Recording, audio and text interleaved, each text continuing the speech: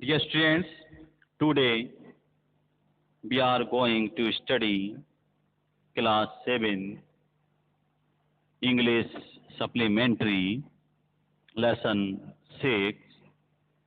I want something in a cage.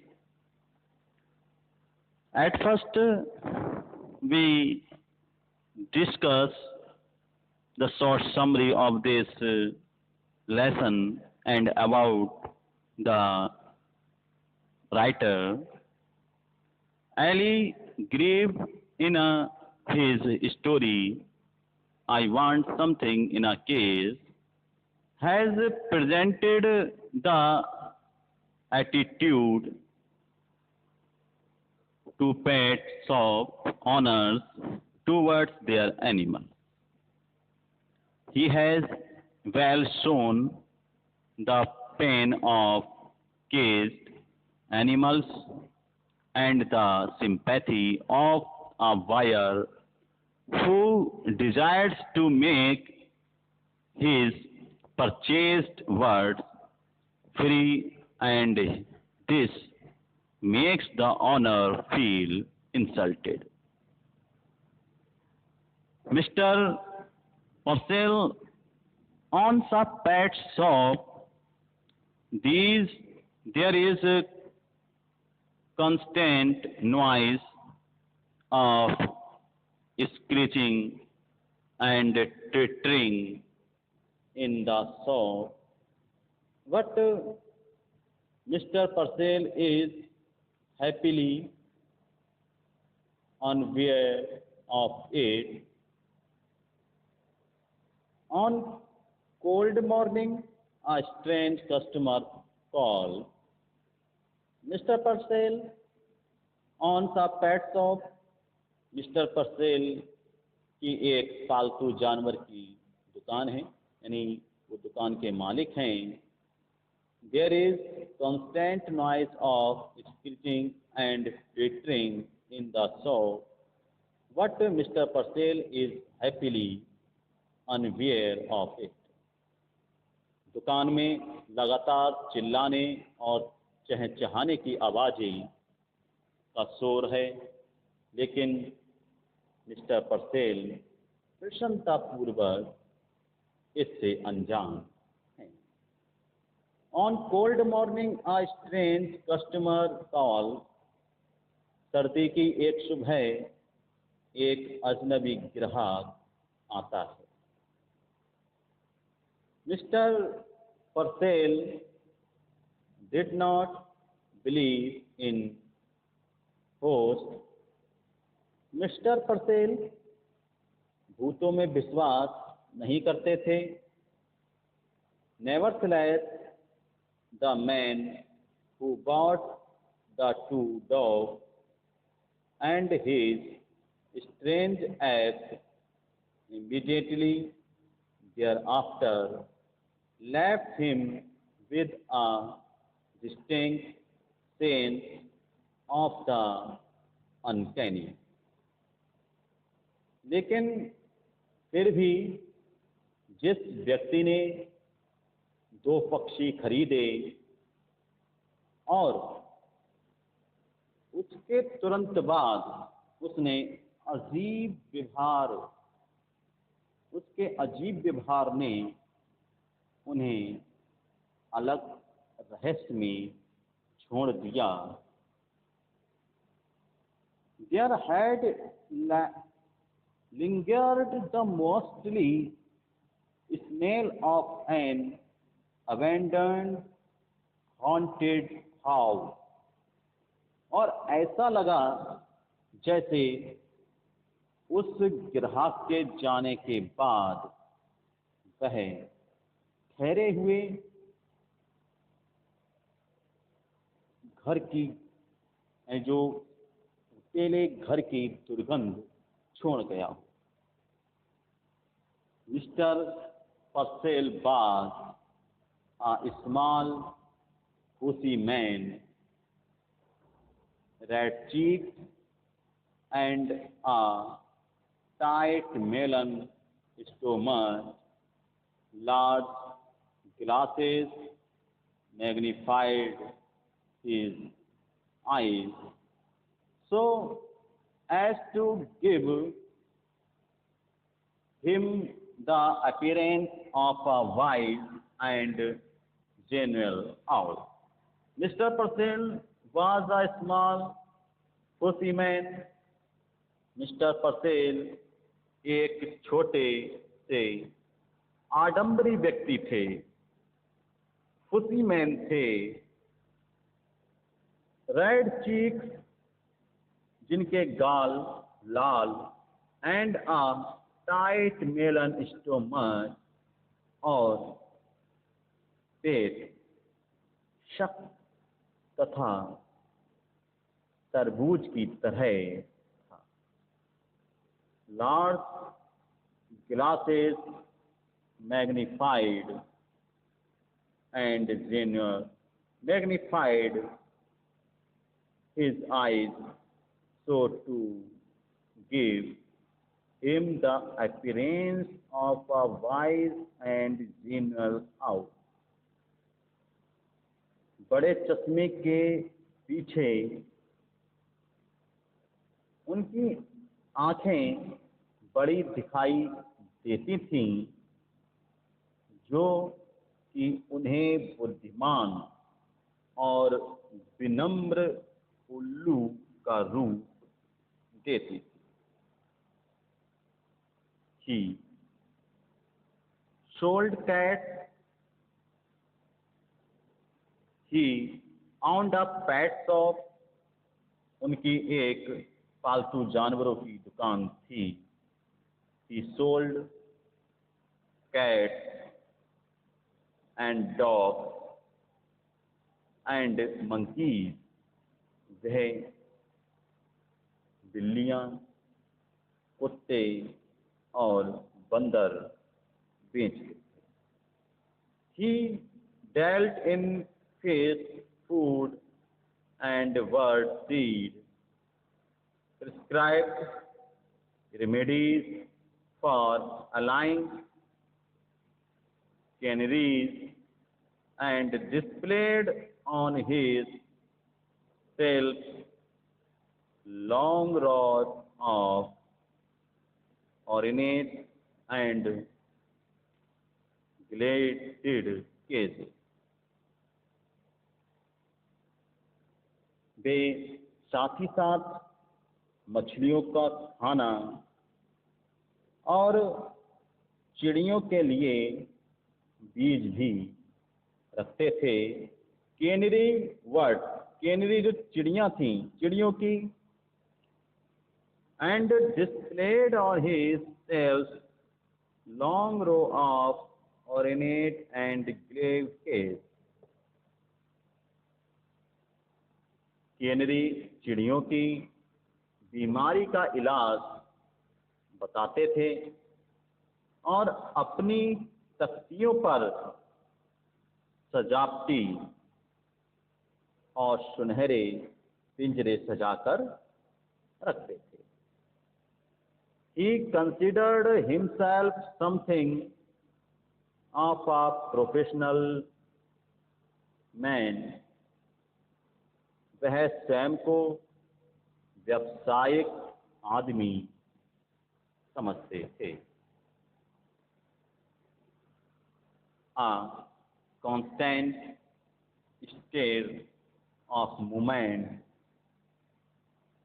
pervaded his shop.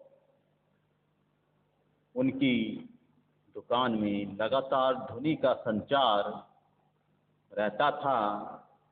Whisper Twitter, फुसफुसाहटी चहें, सिली रस्टलिंग, गोपनीय सरसराहट, square cheap and सर्डन स्क्वैक्स और चित्कार चींची और अचानक से तेज चीखें, ये उनके दुकान में लगातार इन चीजों की ध्वनि रहती थी। Small feet scampered in frantic circle, pretend, bewildered, blindly seeking, और छोटे छोटे पैर पागल जैसे गोलाई में तेजी से भागते, जैसे डरे हुए और घबराए हुए अंधों की तरह कुछ ढूंढ रहे हैं। Across the shelves fills his endless shrinking of life, but the customers who came in said, "Are not they quiet? But look at that little case."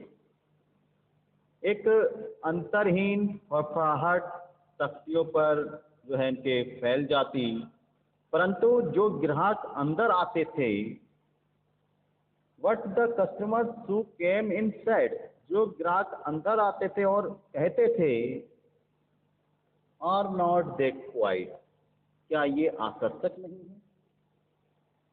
Look at that little cage, उस छोटे पिंजरे को देखो, they are sweet, वे प्यारे हैं।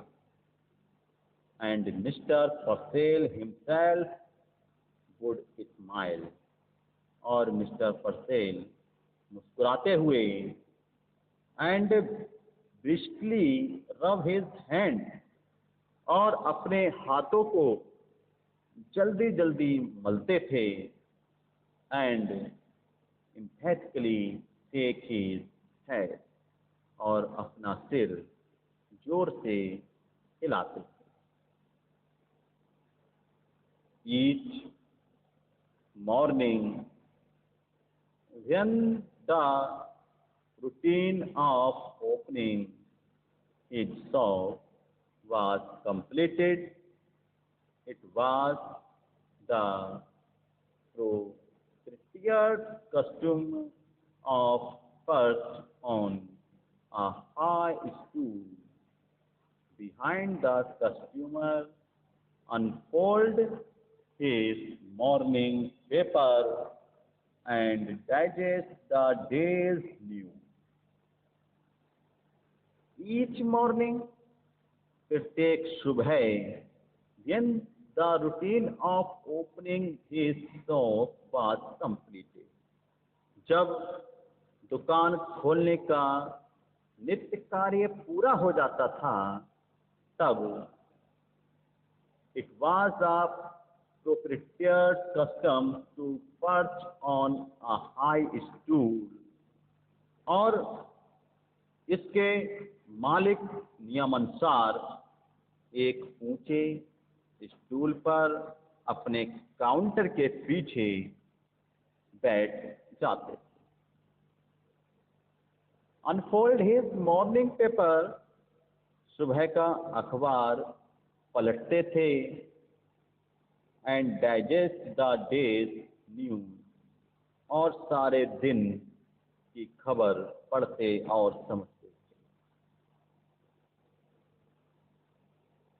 As he read, he would smile, frown reflectively, purse his lips, knowingly lift his eyebrows, nod in grave agreement. He read everything, even advice to the lovelorn and the detailed column of advertisement. As he read, he would smile. अखबार पढ़ते हुए कभी वह मुस्कुराते, कॉन्फ्लेक्टली purse his lips, कभी भौं चढ़ाते और कभी सोचते हुए अपने हाथ कसकर बंद कर लेते। और even advice to the lovelorn and the detailed columns of advertisement, और जानवर की तरह अपनी भौं उठाते और कभी गंभीरता से सहमति से अपना सिर हिलाते, और वे क्रमातुरों के लिए सुझाव से लेकर लोगों की जरूरत वाले विस्तृत विज्ञापनों तक सब कुछ अखबार में पढ़ते थे। It was a rough day. उस दिन मौसम खराब था। A strong wind blew against the high. तेज हवाएं चल रही थीं। प्लेट ग्लास विंडो, और कांच की खिड़कियों से टकरा रही थी।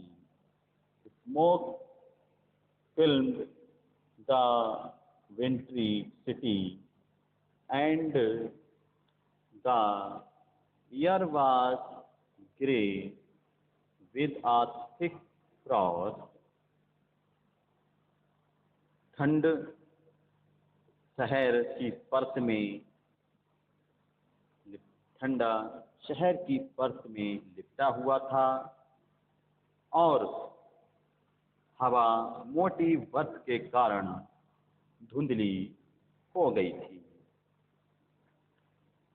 Having completed his usual task, अपना नियमित कार्य पूर्ण करके mister Purcell again mounted the high stool, दोबारा से ऊंचे स्टूल पर बैठ जाते थे, and unfolded his morning paper, और अपना सुबह का जो अखबार था उसको फिर से खोल लगते थे, पढ़ने लगते थे। He adjusted his glasses, वह अपने चश्मे को सही करते, and glanced at the day's headline, और अखबार की जो हेडलाइंस थी, जो मुख्य खबर होती थी, उनको पढ़ते थे। Yet and moving and meowing wait all around him, और उनके चारों तरफ जो आवाज आ रही थी, chirping and the squeaking and meow vibrate all around him, उनके चारों तरफ चहचहाने की, किलकारने की और म्याऊ की जो आवाजें आ रही थी। Yet Mr. Purcell heard it no more than he would have heard a monotonous ticking of a familiar clock। तो जिस तरह की जो आवाजें तक आ रही थी, लेकिन मिस्टर परसेल उसे उतना सुन रहे थे जितना कि वह किसी घड़ी की टिक टिक की आवाज को सुनते थे।